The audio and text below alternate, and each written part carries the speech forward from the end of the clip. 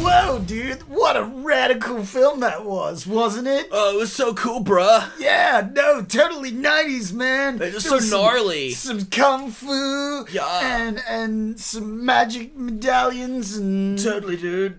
Totally radical, man. Oh, I feel My like- name's Zach. Hey, I'm Sando. Yeah, we're doing the radical or the unradical show.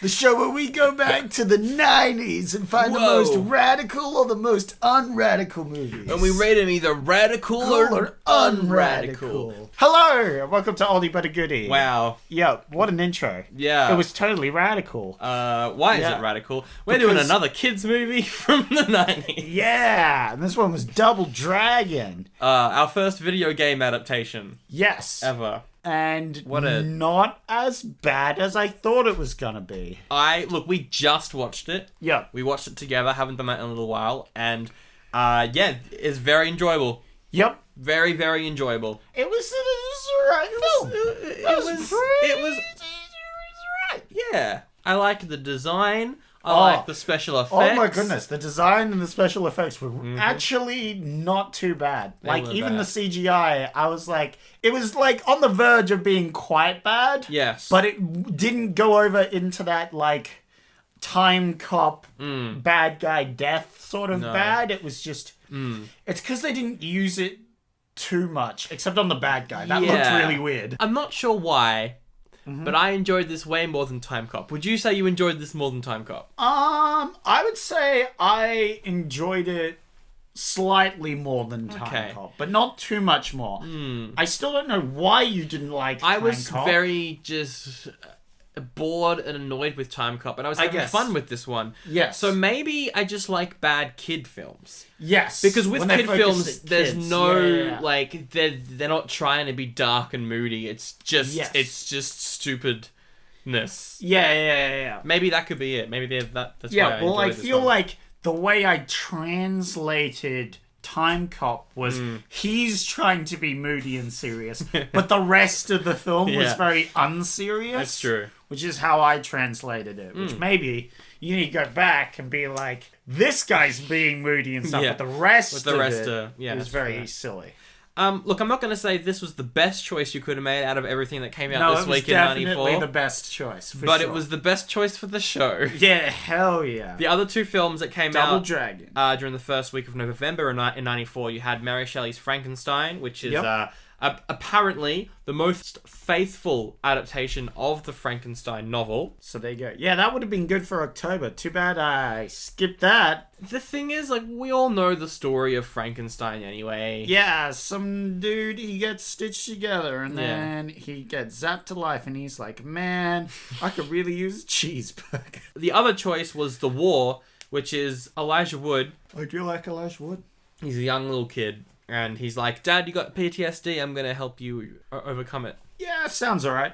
Could be okay. Yeah. It's the sort of film that's gonna be okay, I think. Yeah. Let's get into it. It was released on November 4th in '94. Yep. It's based off the beat-em-up video game franchise that started as an arcade machine in '87.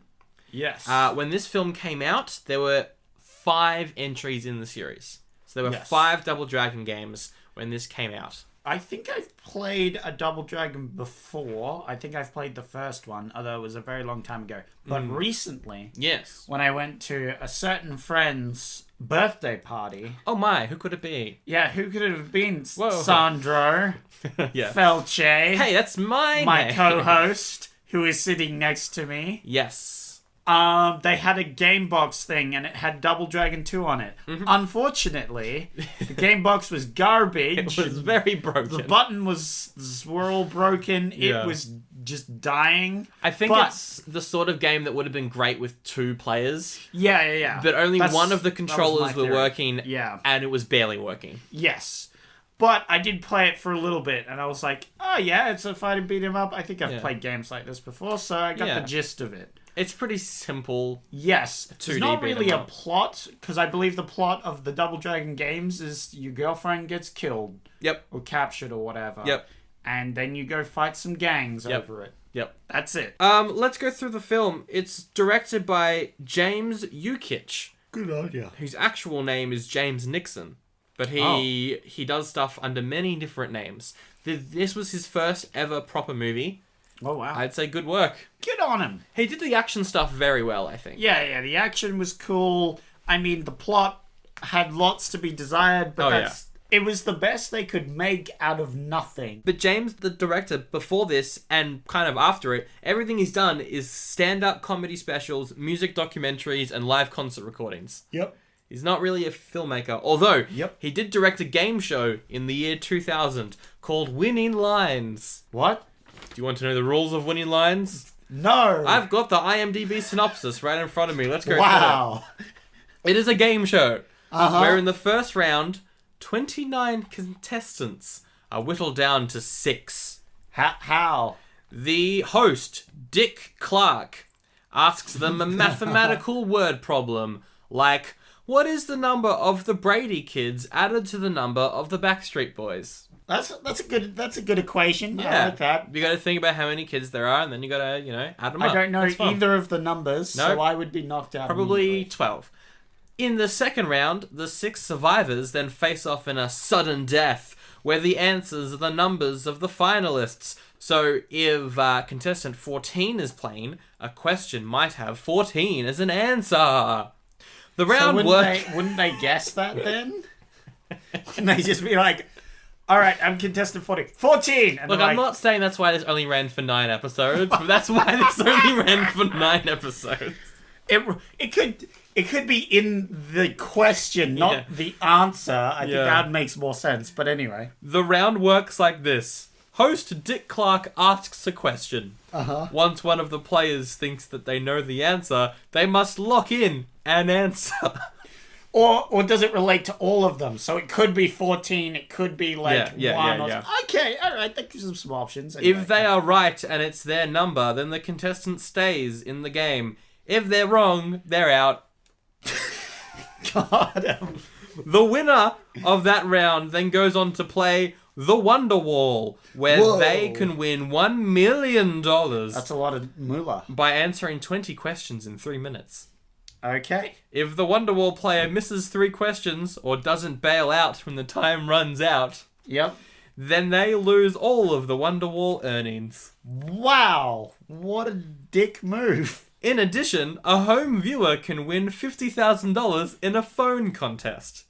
The numbers in that contest were made up from the end digits of the 6 finalists. Nice. For example, number 14 would be 4, and then if you're contestant like 16, that's 6. And then that's how it works. And the final digit of the Wonderwall contestant's last correct answer is also apparently there. So you got to have like a notepad as a viewer writing down all these various things.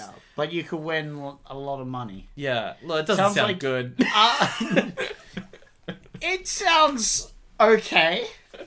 And you know what? You'd have to see it and figure it out whether it was any good. It's a weird premise. Yes. But I wouldn't squash it immediately. I wonder why it's called Winning Lines. Like maybe something to do with math would be good, because they're all mathematical questions. I have no idea. Winning Lines. Anyway, it lasted for 9 episodes and then got cancelled. Wow. Wowee. Sounds like it'd be way more profitable to just be a viewer that's dedicated to try and win the money. Anyway, we spent way too much time on this. Yep. Let's get to the cast. We've got Scott Wolf playing Billy Lee. He's the youngest kid. Yeah, he's a bit of a rebel boy. Oh, he doesn't like plans. Yeah, he's a goofball. He likes to stare at women. They both like to stare at women. Thank like you very to do much. That. He likes to sometimes goof off a bit when they're doing a kung fu battle for who's the best kung fu people. Is it because, and then lose their tournament? Is it because he's the one using stunt doubles? Probably. Is it because he's the one who's not trained in martial arts? Are you shooting hot fire at this point? Hot fire. So he was in a TV show called Everwood in the mid-2000s. Oh, yeah. He was also on the show V in the late 2000s. And currently, he is playing Nancy Drew's dad in the TV show Nancy Drew that started like 3-4 weeks ago. I've been meaning to check that show out. I like Nancy Drew. I'm a little bit annoyed that the TV show exists, though, because there was a movie at the start of the year starring Beverly from It Yep. Oh, okay. And she's perfect as Nancy Drew, and that film was very good. But then they're like, no, we're not going to make a sequel. We'll just do a TV show. Boo. Boo. You know what? Good on him. Yeah. I bet he makes a great dad. He's got that. He's got that dad vibe about him. Yeah. No, he definitely does. You got Mark Dacascos playing Jimmy Lee, the oldest brother. He is in John Wick Chapter 3. He plays the main assassin in that. He's very, very good. He also was the Crow in the 90s TV show version of The Crow, Stairway to Heaven. He's done heaps of like stunt work and stunt sort of stuff. He does a lot of I'm stunt trying to remember stuff. him from John Wick 3. He is, the main assassin. I think his name's Zero. Or something. I'll have to rewatch that now. You've got Elisa Milano as Ariana Delario. She's the leader of the Power Corps and also the girlfriend who dies or gets kidnapped in the video games. Wait, whoa. No. But we had their girlfriend die. That was their mum. Wait, that was their mum? Their guardian. I think that was their guardian. That was definitely not their mum. I think it was meant to be their mum. What? They were the same age. Or maybe their aunt. Aunt? Yeah, sure. I could see that. What? Yeah. I am big confused on that. Apparently, Julia Nixon plays their adoptive mother/guardian. There we go. Adoptive. All right, cool. That's why that she was attracted. What? I'm so confused. That's how they got around it.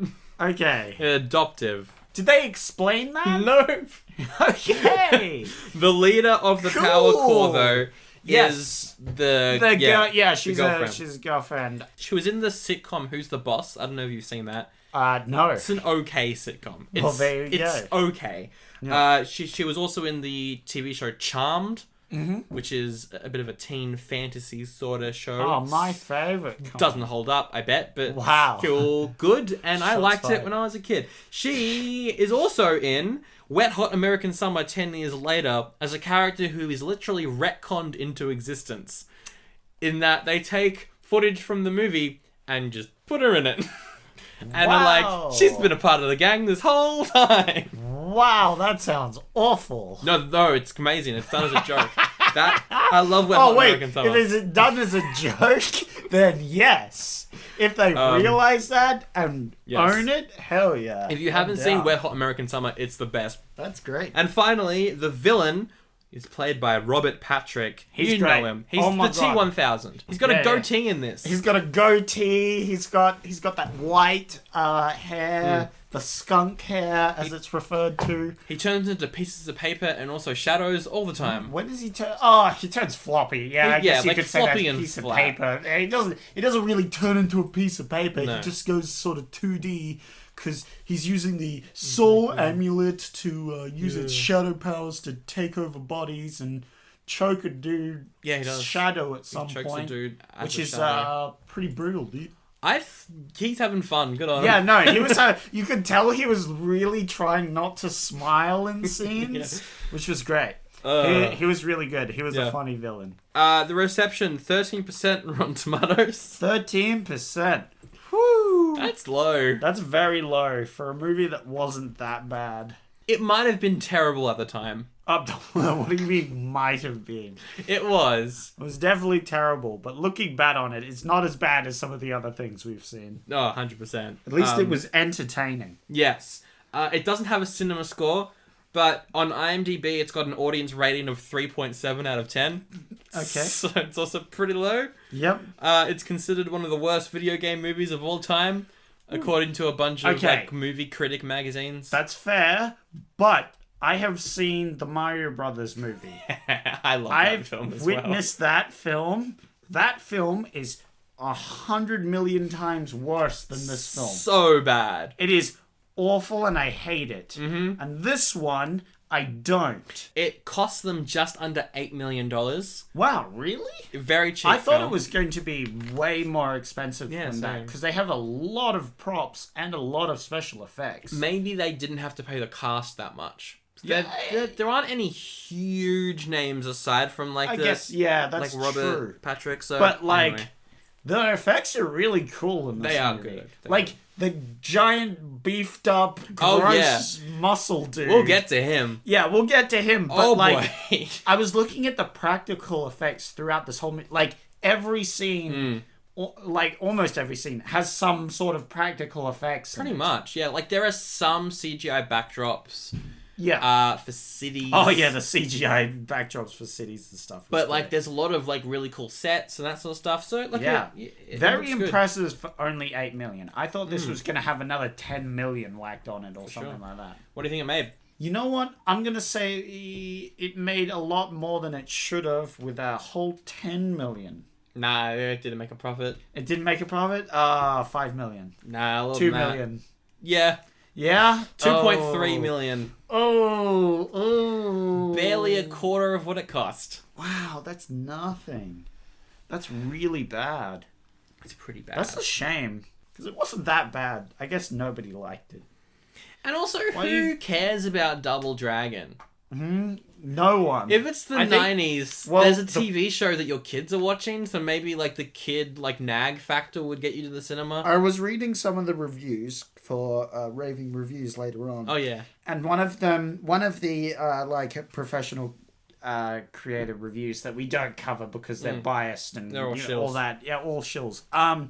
But he talked about the fact that this was the lowest point of the Double Dragon hype. Okay. Like, they had a high, and this was, like, a low point, and this was the nail in the coffin. Interesting. For their, like... So no one actually cared by this point when this movie was released about Double Dragon, apparently. Interesting. And so that probably didn't help. Yeah. And they haven't really recovered. Like, there was a remaster probably, 5 years ago. Yep. But who cares? So not a single person. Dead franchise, and this film killed Probably some hardcore fans, and that's about it. Hardcore arcade fans. Yeah. Probably. Oh, well. 100%. Let's jump into the film. Zach totally doesn't start with an info dump. Straight from the get-go. Yeah. Got some narration. And you know what? I was expecting it. It's a very video game movie thing to do, because that's how video games start. It's like a voiceover. Yeah, that is true. That is true. But I do want to point out that they don't explain all the gangs very much. They just sort of have them there, and maybe that's in the games or the TV show you would know more about them. Maybe, but they don't go these are all the gangs. We do learn bits and bobs, but I like the gangs. The gangs was cool. I wonder why they're there. Yeah. But the narration is back in the old days, there was a medallion. And the medallion was very powerful. So the king said, I don't like this power. I'm going to cut the medallion in half. And each half has powers, but when you combine them... No, but it's weird because it becomes the Double Dragon. The king... It was trying times, so the king sacrificed himself to make it. Right after that said, but the king was like, whoa, this is too powerful. Yeah. I'm like, how do you do that when you're dead? Sacrifice his soul, maybe? Yeah, maybe. But anyway, he split it up. He gave one to one son, one to the other son. One has the power of soul. And the other is the power of skin. Power of body, I think you mean. Power of body. Power of skin. You get beautiful complexion.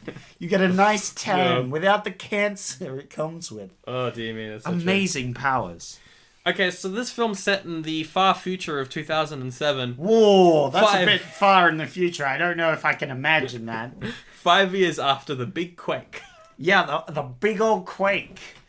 I love that this is post-apocalyptic. Yeah, no, the whole premise that they've come up with this was actually surprisingly compelling for me.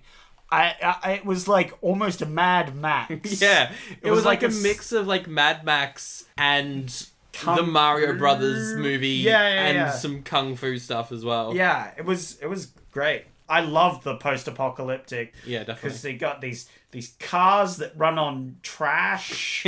Yeah, like fire. You got you got stuff. You just burn things. You got the forecast later on that's all well, there's going to be some radiation here at 5 o'clock and all that. There's a curfew. You can't be out past a certain hour, 8 p.m. Because all the gangs come out and kill people. Yep. Because the cops made a deal with them. Yes. They're during the day, you're not allowed to come out. But during the night, cops will go away. You can do whatever you want. It's also very Nickelodeon in that there's so much goo everywhere. Or is it just the water? And if you drink it, quote unquote, you'll get diarrhea for the next week and your hair will fall out. Direct quote. Then the two characters who are currently in the water go, "Oh no!" Yeah. So the bad guy, his, I guess, second in hand, whose name is Lash, because she's got a whip. Yes. Whiplash. Yes, because in the game, there's a girl that uses a whip. Yep, and they put her in the film. Yep. She doesn't do anything. She just kind of whips people sometimes. Yeah, she looks very pleased for some reason about everything. Like, she just has this weird, creepy smile on half the time. It's weird. She gives the bad guy one half of the medallion and is like, the second half wasn't in the place where I found this half. Yep. And he's like, well, I know where it is because of some reason that I'm not going to say. Because I'm super rich. Yeah, he's rich. And also, you can just find information about literally anyone in the entire world by using a computer system. He uses the gangs. Because in the next scene, we see our two heroes. We got Jimmy and we got Billy. They're in a fighting ring, but then Billy's tagged in. Billy's not very good at fighting. Well, yeah, he's slightly worse than Jimmy, but he gets bored and he decides to pull some sneaky old tricks. He does the old point at something behind a person, and then they look, and then he jumps on their back and gives them a nuggie, which somehow disqualifies them. The fighting in this film is good until Billy does something stupid. Yeah. But I still enjoyed him doing something stupid because it was ridiculous. Yeah, you know what? Good on you, Billy. But the other team, they taunt them, and so Billy says, "Hey, why don't you eat some fists, butthead?" Yeah, and then they fight outside of the ring.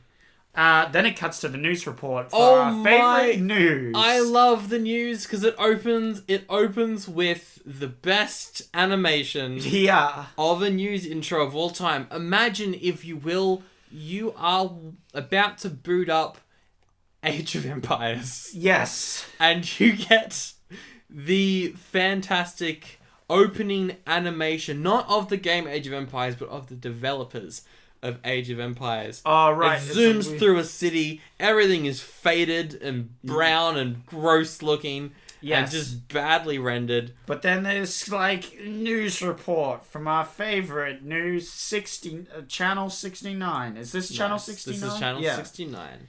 That's the one joke in this film for the adults. Yeah, wait. Is it a joke on purpose? I don't think so. I think it's just a random number they picked, 69, which is rather funny that's a joke nowadays. Anyway. I love the news guys. Yeah, the news guys are like, don't be out past curfew. Because there's...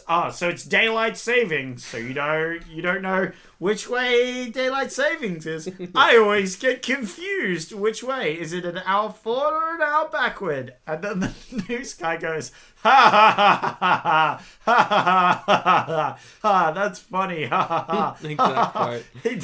He does this really weird laugh. And now for the weather. Yeah, and the weather report guy's cool. He's got a broken umbrella. And it's like, oh, it's post-apocalyptic. Ooh. Very fun.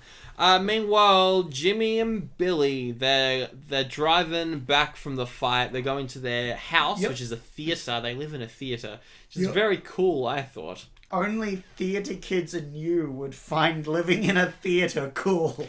I love that you think I'm not a theatre kid. Yeah, no. I think that's very funny. No, you're not good enough for theatre kids. That is fair. God, him, and theatre kids. Along the way to go to home, though, they get catfished by a dude in a wig. No, that was so dumb. I even called it before it even happened. Freaking Billy sees a female, and he's like, oh, I want some bang. Pull over. Let's pull over, yeah. Billy's out to get some. Yeah, that's his character arc. Yeah, he wants to get some. He's basically that old kid from Three Ninjas. Yeah, but awful. Slightly more bearable. Yeah, no, definitely more bearable. So they pull over and it's revealed that it's actually a dude. Oh, because he takes off a wig and it's like, haha, fooled ya. And then all these gang members pop out and it's the Mohawk gang. And the big Mohawk boss comes out. And they have an information database. Yes. That they could use to sort of scan people and get information about them. And they do that about this guy. You know what? You were like, oh, that's a bit weird. Yeah. You had a few criticisms about that, but I feel like that's sort of what you can do today. You're just looking up people. You can do it today, except it always annoys me how it's like, this gang member is called Bobo and he weighs this much and he came from this place. Yeah. And he got his hair cut in the salon down on this street. It's like all this is useless information. It's useless. But in the future, they would learn all this random information and it's in the database. So Bobo jumps in his car and there's a car chase. Yes, this car chase goes on for way too long. Goes on for ages. It goes on for so long. I love the moment where Billy gets this piece of like newspaper, throws it out the window, and it lands on the driver's side of Bo's car. And his friend who's next to him is like, "You can't see. How are you gonna drive?"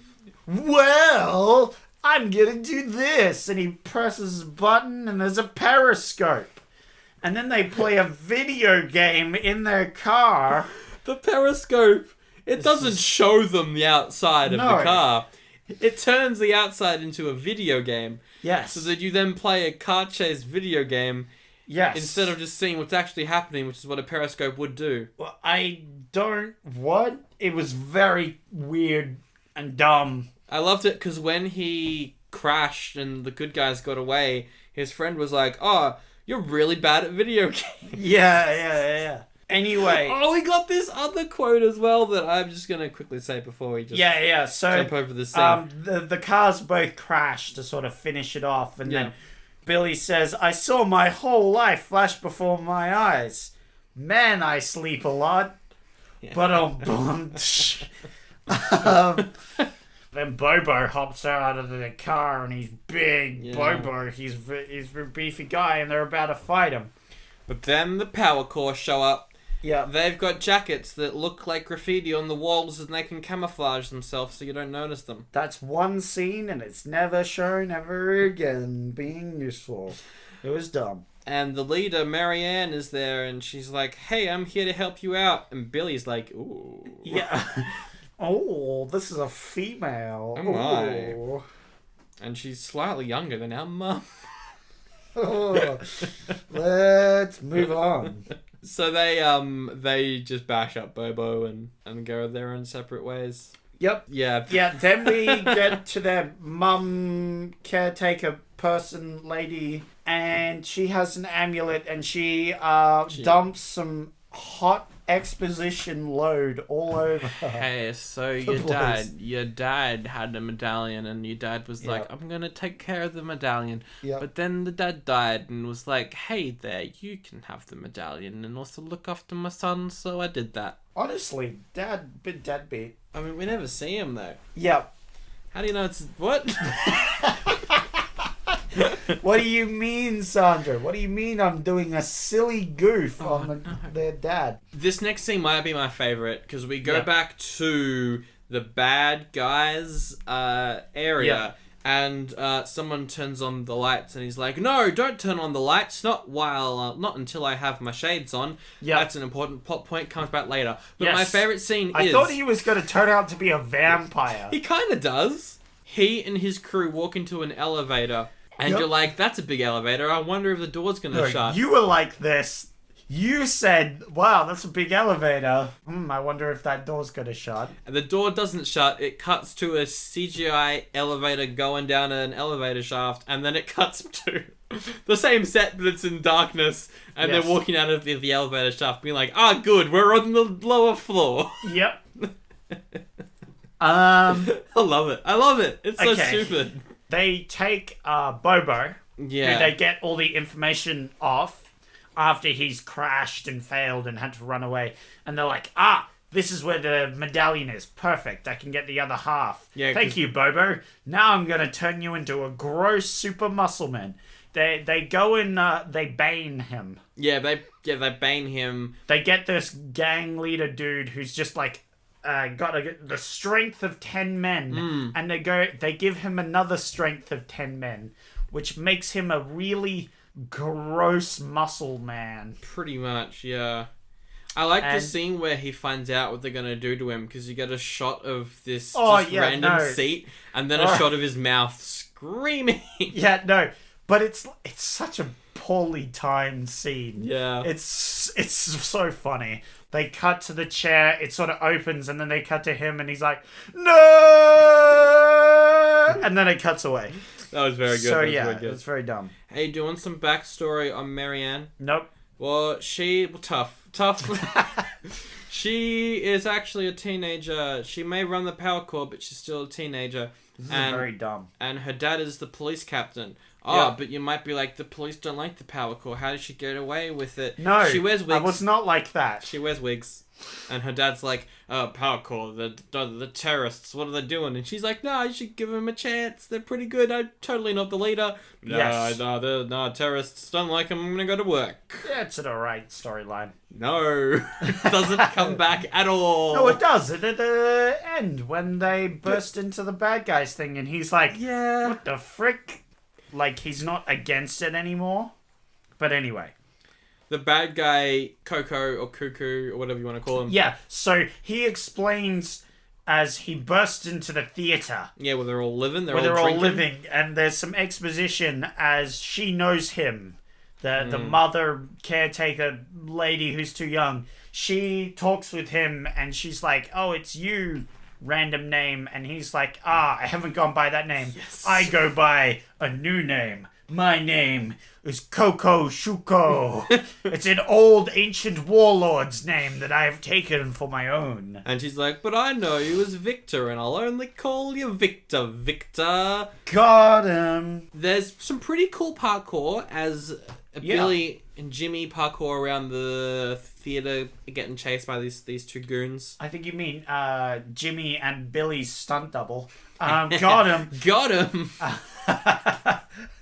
Nice. Jimmy uses his epic kung fu to beat him up, where they both get sort of broom handles and they fight like with quarterstaffs and stuff. That was cool. Billy, on the other hand, smashes a gumball machine and uses that to knock out the bad guy by making him fall over. Not as cool. But in many ways, for a kid's film, I think it did a good job of like having Billy do the slapstick stuff, Jimmy do the legitimately well choreographed martial arts. Yes. You have both of it there. I think they're both good martial artists, but Billy's more like a improvise, use your surroundings sort of things. Yeah. Where Jimmy's just good at it. The bad guy then, Coco, he's like, I'm going to turn into a shadow. Yeah, and this is pretty cool because he possesses their mum. He uses the powers to possess their mum / guardian / too young to be that. Yeah, and he tries to trick them into trusting her because at that moment, in comes Bobo. But it's Ultra Mega Bobo. Yes, and we were both like, oh my god. We freaked out at this. It's disgusting. I'm going to try and put a picture of Bobo in the episode pic that you should be seeing wherever you are listening to this now. His like neck muscles have grown to like it looks like he's wearing a neck warmer, except it's all his own muscle. I'm pretty sure as soon as he showed up, I went, wait, is this Power Rangers? Yeah, no. Because he looks like a Power Rangers villain. Yeah, he really does. I mean, that's not surprising. This is a very Power Range-esque sort of movie. To be fair. In that it's very corny and it's silly. It's young teenagers fighting an evil corporation with powerful amulets. Yeah, it's Power Rangers. Stupidness. I was kind of disappointed with Bobo because he's in a decent fight in this scene, but gets knocked out very quickly. Yeah. There was not enough fighting with Bobo.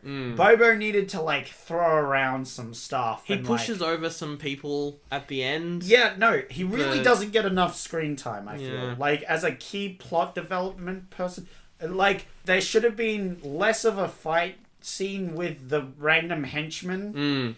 more them dodging like crates or something that Bobo's picking up and throwing or something. That would have been cooler, but instead he gets incapacitated really easily, which was kind of disappointing, I agree. So Coco, he possesses their mum, but they figure out that it's him. He gives it away too quickly. So he lights the whole theater on fire. Yep. And just as Billy and Jimmy are running away, they run through the exit door, and their mum is like, run to safety. She locks the door so that Coco cannot get them. Yeah, she dies. And she sacrifices big-ass herself. Explosion. It's a good explosion. It's a cool explosion.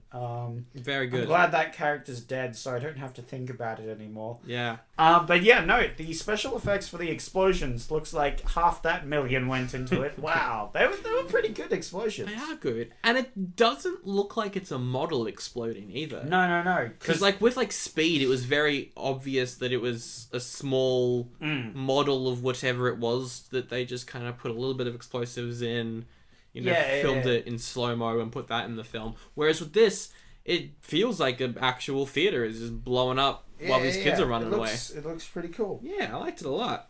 We haven't really talked about the aesthetic of the city yet. The post-apocalyptic LA. It's really cool. I loved the look of it. It's sort of flooding. Yeah. It's like an over-flooded, Yeah, it's flooding with this irradiated water. They've got giant fans on top of all of the buildings, which presumably keep the radiated storms away or air or whatever, which is very cool. Yeah, the design is really cool.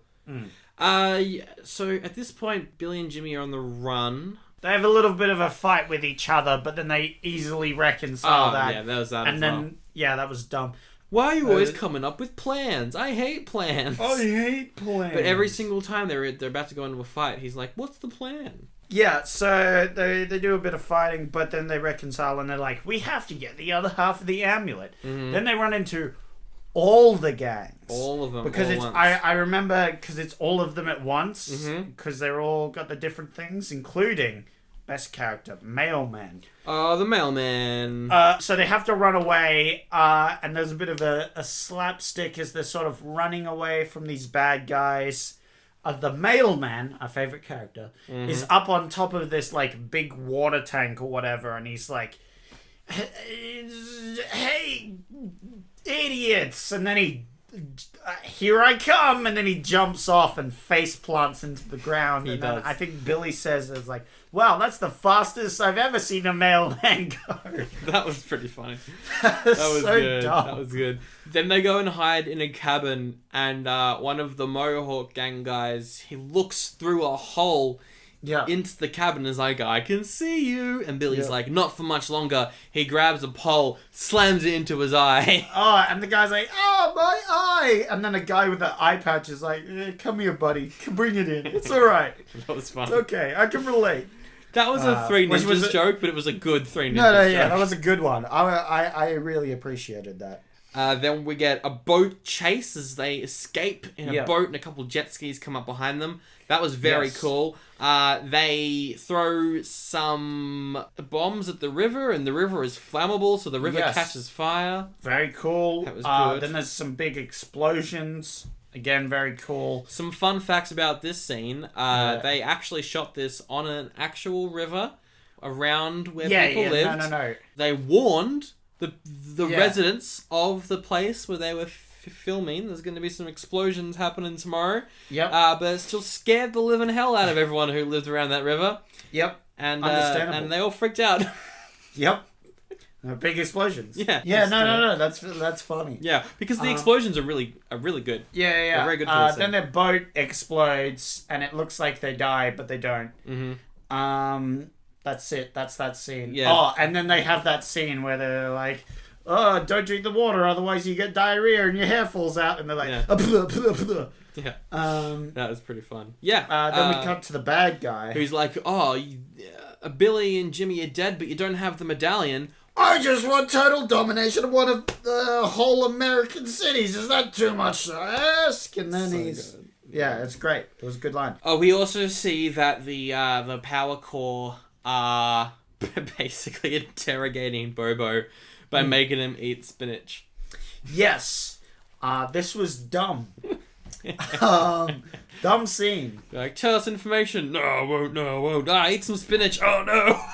Yeah, okay. I'll tell you what you want. Why doesn't he tell them? Yeah.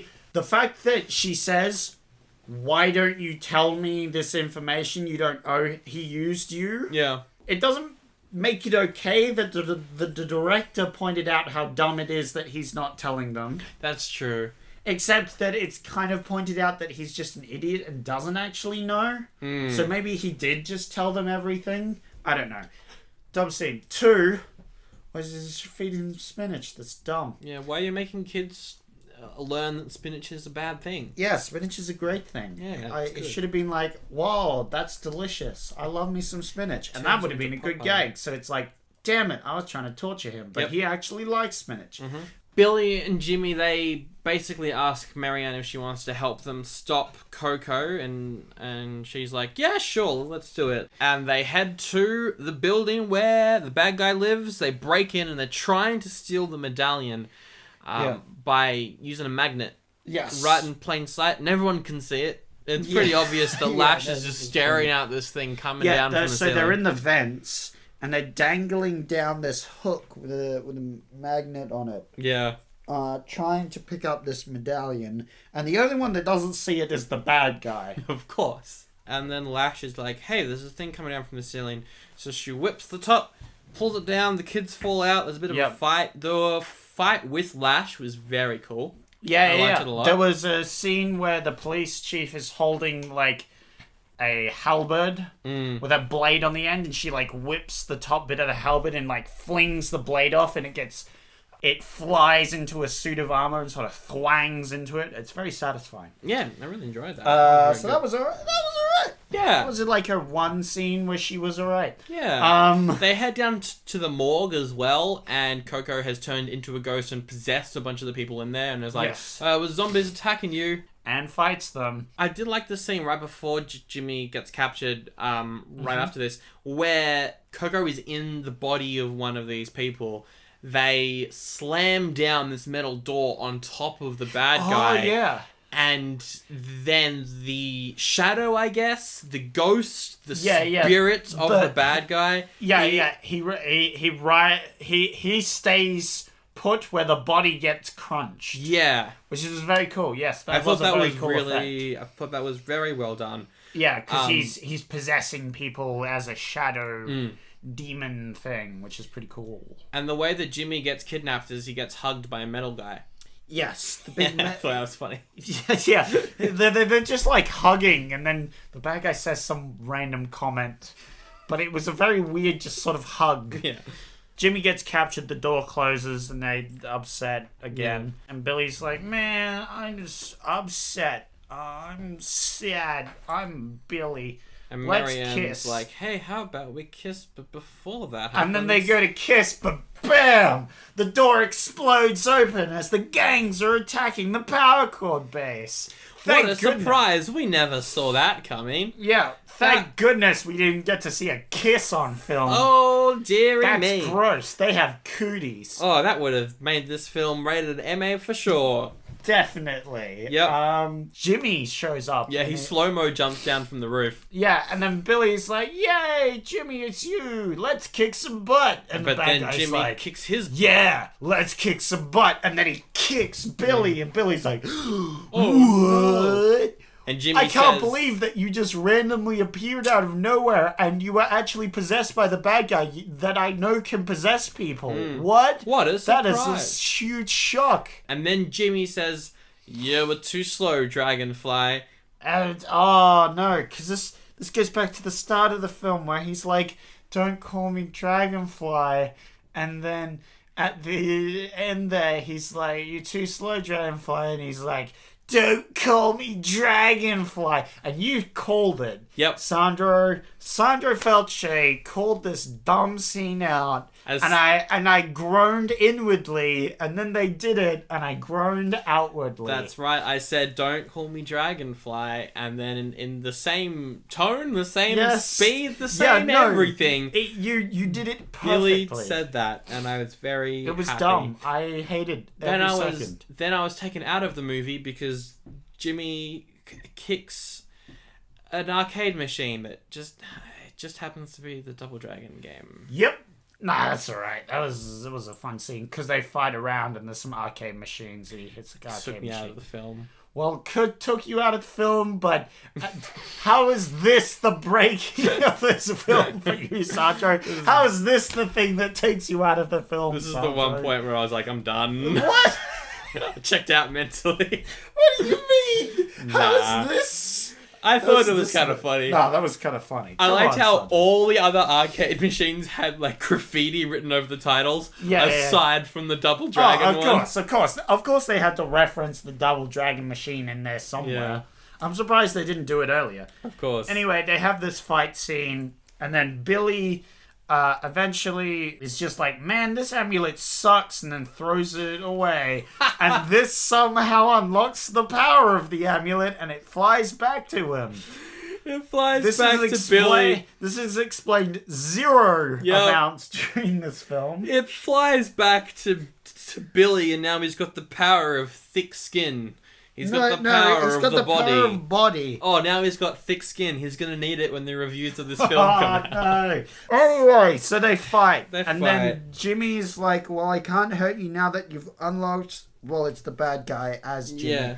It's like, now you... Also, Jimmy is the bad guy. Pretty good. He was a good bad guy. He was like walking around with like swagger. It was like, I'm in control of the situation. Guy. Ha ha ha. Yeah. And then he punches him a bunch. And that somehow unpossesses Jimmy. And Jimmy's like, cool, we're back here. We're back. And then... But the bad guy manages to get the other half of the amulet. What? And he combines it, and he turns into 2 orc demons. Yeah, but he also, like, sucks all the power out of, like, the whole city and stuff. And it's actually a pretty decent effect. It's a good effect. I liked it a lot. Like, the effects of this movie are actually pretty solid for an old CGI movie. It's good, yeah. Like, it's way better than a lot of other video game adaptations. A lot better. Come to mind from this era. So I got to give that one a big plus for that. Yeah, no, I do agree. Good job. The effects are good. Then he morphs into 2 random like orc demon things. The orc demons looked good. What I didn't like was what Billy said as soon as they showed up. Billy went, "Whoa, you're ugly like your mother." No. You missed the first part. Well, what was the first part? The orc guys was like, you will die like your father. And then he was like, yeah, well, you're ugly like your mother. I was probably too busy laughing at what they look like to notice that. No, it was actually a decent line. That's a pretty solid joke. No, it was a good line. And the fact that you're giving it smack upsets me because that was actually a good line. That's well done. You know what? I've come around. 180 degrees. I enjoyed that. Because he killed their dad and he's like, you're gonna die like your dad. Yeah. And he's like, well, you look ugly like your mom. That is actually very funny. It was a good clapback. During the fight, Bobo is redeemed because he tells Marianne to turn on the light. Oh yeah, that's his redeeming arc. No. It's far more deeper than that. Because you see, he's in a cell, a captured cell. And he looks into the mirror and he sees what he has become. And you see a tear trickle down his face as he's like, man, I'm ugly. And he cries. But his cry sounds like he's climaxing. He's like, oh. And then he gets really mad because he's like, now he's mad at the bad guy. Yeah. So he busts out of the jail and then he tells them, it's like, hey, he's sensitive to the light. So Marianne, she goes over. Mm-hmm. She turns the lights on. And the bad guy's like, whoa, I have sunlight sensitivity. Yeah. They kick the 2 demon orcs close enough that they merge and become one. And then Coco's like, "Oh no, you got me!" And he turns back into his normal look and then drops the medallion. Yes, and they both grab a piece of the amulet. Yep. And they combined it together, holding two halves. And they get some cool new swagalicious suits. They look like metal rock stars from the 80s. Combined with kung fu outfits. It was cool. I liked the outfits. It was pretty good. No, it was funny because Billy's like, "Oh man, do we have to wear these outfits?" And Jimmy's like, "I don't know. These look pretty cool. Although I'm not wearing the blue one." Yeah, that was but on bunch. Nice. Good on ya. And then they kick the bad guy's butt. They kick his butt. And then Jimmy uses the power of the amulet, but when he turns into a shadow, it's like a sparkly good shadow. Yeah, because it's the Twilight rules. Sparkles. Yes. And he possesses Coco as the bad guy. He gives the police like $25 million. Yes. And there's also like arrest me. Yeah, arrest me. Yep. And then that's the end of the film. There's also a scene where they let Bobo drive, but that scene takes too long. The film should have ended already. It ends with Bobo being like, "Can I drag your," and I'm quoting, exact quote, "your dragon wagon?" They call the car the dragon wagon. It's great. It's pretty funny. And then it ends with him driving it, and they're going, "No, you're driving too fast." Yeah. And then it ends. Look, this was not a good film, but it was very enjoyable. Yes, it was far more enjoyable than I expected. Yes. Definitely. I have no idea what to rate it, but I do want to say that like the effects, brilliant. Yeah. I would even go so far as to say the visual effects were better than the practical effects. Yeah. Yeah. Oh, I wouldn't say that. I quite liked the practical effects. I like specifically them as well. Like Bobo. His like gross, oily, muscly suit. Although that weren't good, it was just really funny because you could clearly see it was fake in places. It's kind of like watching old, not even old Doctor Who, even Doctor Who from like 2005. Yeah. It's just someone in a suit. No, that's just Doctor Who. And it's just Doctor Who, really. It's just like someone in a gross suit. And they can't really talk, and that makes it very funny to watch. Yeah, no, it did remind me of basically that. Yeah. If you've seen the episode Love and Monsters with the giant purple one with all the faces in his stomach, it's that suit. So I'm very torn whether to give this an oldie or a baddie. Our rating system is oldie or goodie, so you know. Yeah. You decided on that, so that was your contribution. But I could also decide to completely roll over it with no regard for my own rules that I've set. Okay, so I think because you gave Time Cop a goodie. Yep. In a year, if I had a bunch of friends over and we were like, let's watch some stupid 90s just dumb action that actually has pretty decent effects, okay acting, and some solid martial arts. This is like probably my go-to pick. All right. So I might give it a goodie because why not? Why not? What are you gonna do, Zach? What are you gonna do? I'm also giving it a goodie. I totally agree. I wouldn't watch it now because I just saw it. And I'm like, oh boy, I need to recover from watching that. But in a year or two, when I've recovered and forgotten the bad bits about this movie and come back to it, I would enjoy it. It's very fun. If you put this on, really funny how bad this movie is, yet we both enjoyed it and are giving it a goodie, even though it's a terrible film. Like, I would rate objectively a bad film. It's objectively a terrible film. I would rate it 2 out of 5 stars, but I'm also going to give it a goodie. I would rate it a 1.5. 1.5? You're more generous than I am. Interesting. No. That's less than 2. Yeah. You're more generous as to how terrible it is. It doesn't make sense. No, I'm glad you realised that. Anyway. Oh dear. Well, I guess I'm more generous in the fact that I'm giving it also a goodie, even though I'm rating it even lower. This whole film's ridiculous. Yeah. What did the average cinema-going public think of it, though? To our Double Dragon raving reviews. Ooh. Where did you get these reviews from? I got these ones also from Rotten Tomatoes. I might mix these up. Okay. But First off, the rules of these reviews, they can't be from critics, like professional critics. So they're all shills. All paid off by Disney. This movie is a classic. So says Dan. Dan says this movie is a classic. What do you think he rated this? Out of 5? That's an interesting way to put it. Yeah. This movie, it's classic. Classic. Have to agree with Dan. Sure. This is one-of-a-kind movie. It's a classic. It's very unique. What do you think he rated it? 4? Nope, it's a 5 out of 5. Bam! Gave it a 5. Classic. Because I was like, a classic doesn't necessarily mean it's the best film of all time. No. So I was I'm just trying to psych you out. Some of these are more obvious than they seem. All right. So Scott thinks, sweet Jesus, you all need to see this. I agree. I have to agree with you, Scott. This is probably what the most I agree. What do you think you rated with this? that. You all need to see this. That's a 5, right? That's a 0.5. I didn't gave it out of 5. 0.5. Troy said, filmed in Seatown. Woohoo! Troy's a fan because it was filmed close to where Troy lives. Or Yep. I'd assume. I'm not sure. Filmed in Seatown. Where was this filmed? It was filmed in Ohio? I don't know. Why is Ohio Seatown? He said, filmed in Seatown. Woohoo!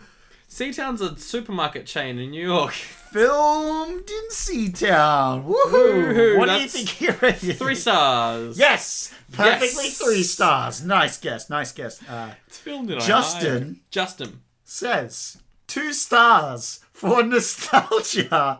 Terrible movie, though. 2 stars for nostalgia. So once again, we have a reviewer saying 2 stars for something. Last time this happened, it was a 4-star review. Yes. What do you think this reviewer rated it? I chose this one specifically because it also said 2 stars. And it's either going to be no stars, 5 stars, or 2 stars. And I'm going to butt the bullet and I'm going to say 2 stars. You're correct. He rated this exactly 2 stars. Didn't mess it up. Justin goes with his word. He goes with exactly Justin. 2 stars. Good on you. And then Striker. Horribly, laughably bad. Yep. But I want to watch it again. Yep. Yep, I completely agree. What do you think you rated this? That's a 1. No, 0.5. Okay. But you were very close. Yes. Angie said, I love the special effects. The lead guy was a babe. I especially like the parts where they took their clothes off. Winky face. I don't though. No. There's no shirtless scenes or anything in this film. I don't know why they reviewed that. What do you think they reviewed? It's 5 stars. Yeah, definitely 5 stars. Angie's someone who rates things in extremes. Yes. Wowee. Alright, well, that's what people thought of it. That's fun to know. Yeah. Okay, so now we're going to come up with a sequel, a prequel, or spin-off. Okay. I want to do one about the mailman. I want a prequel story on the mailman, and I'm going to call it... Because he doesn't actually have, like, an obvious gang he's a part of. He's just sort of there. Mailman. So my film is called Mailman. Mm-hmm. It is a dark character study on a mailman. Yeah. He's a mailman, you know, he goes to people's houses, he gives them their mail, but no one appreciates him. Uh-huh. There's a scene where he's walking through New York in the 70s and he gets beaten up by a bunch of kids. And he's there lying on the ground being like, oh no, it's very sad. Oh, why do I have to live in a society?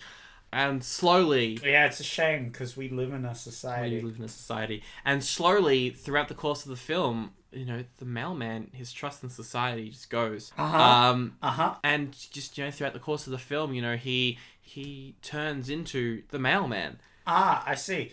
Robert De Niro is the king of the mailman. He's got a TV show on TV where he is a mailman, and the mailman goes on that show, and there is a very key point where he's in the dressing room, and Robert De Niro is like, hey, what do you want me to call you when I introduce you on stage?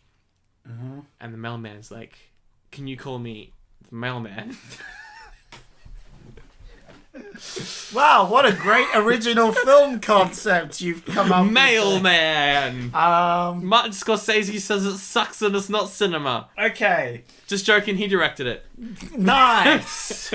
Okay. It ends with the earthquakes. Right. Yep. Yeah, speaking of the earthquakes, that's what my film, right. because I'm going to choose an original concept instead of doing the Joker concept with the mailman. My idea is to do a prequel. Yeah. And actually focus on the post-apocalyptic aspect of my this film. My film is called Postman Apocalyptic. Oh! You see, that would have been way better. Postman Apocalyptic. Okay, go on. Post-apocalyptic. Postman apocalyptic. Okay, just go. Sorry, I'm trying to figure out a good name. So dumb. You put post bracket man brackets apocalyptic. Yes.